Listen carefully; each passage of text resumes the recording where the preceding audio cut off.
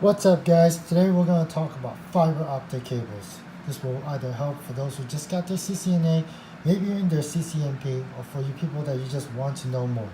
This video won't dive too much of the details or the history about them, but if you want to know more, you can always comment down below.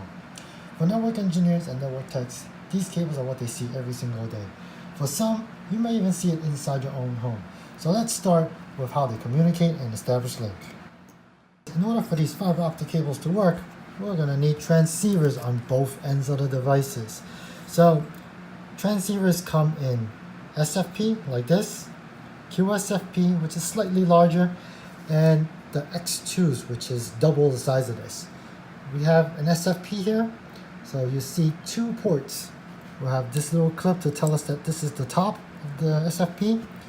Left side is always going to be the transmit, while the right side is going to be the receive. Let's take one end of the fiber and connect it. You hear those clicks, that means it's in. Give it a little push some more to make sure it's all the way in. Again, we have the clip on top. Now that tells us that the black side is the transmitting and the red side is the receiving. Okay? Now we're going to take the other end of the fiber. I know that there's two different connectors. We'll go into that a little bit later.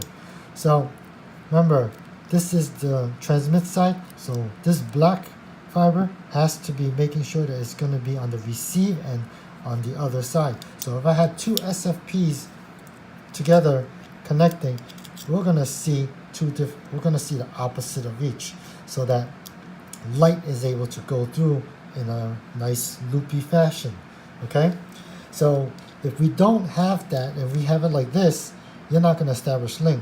There's no link in between because you're having traffic hitting each other. The laser is going to hit each other.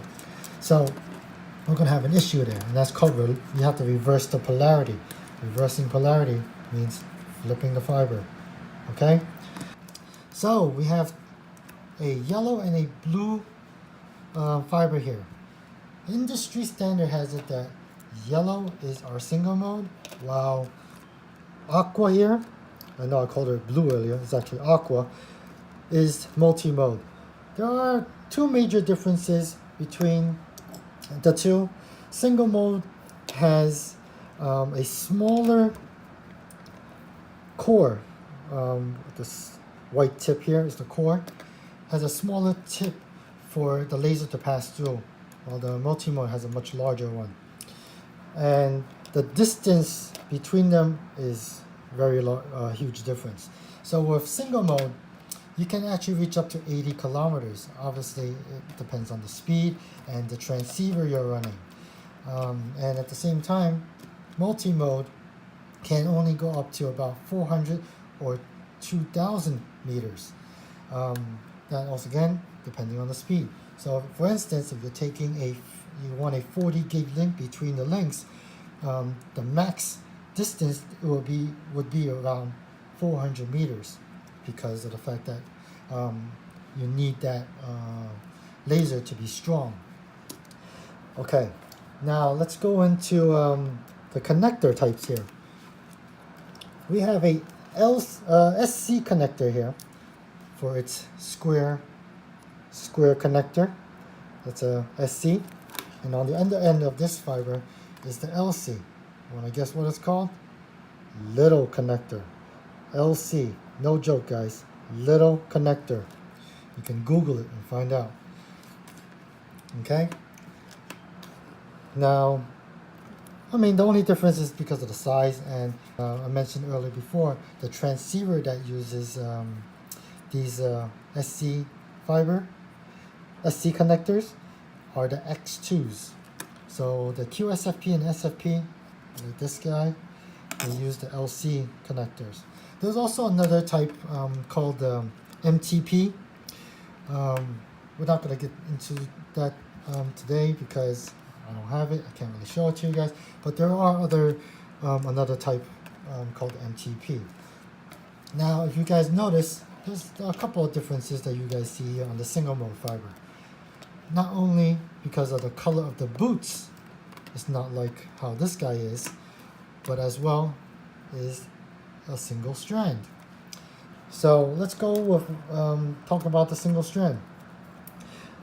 Even though it's a single strand, it's just thinner. It's no difference than this guy, which it just physically shows you that it's two strands. So it's just got two fiber strands inside this jacket of theirs. There's no difference. It doesn't reduce in quality or signal. It's just cleaner looking and thinner, because when you're working in data centers or any of the racks and the fiber patch panels, space is very limited, so you need as much space as possible, because if you can put two of these guys in and you have two of these guys, it's already twice the amount already. Okay, now let's go into why these guys are two different colors. The blue one is called UPC, while the green one is called APC. Now if you actually look at it carefully, I'm trying to get a clear picture, you can see that the blue is rounded off, while the green one is a little bit at an angle. Okay, so as you can guess, the blue one is actually called the UPC, which stands for universal, while the green one's called APC, meaning angled connector, universal connector.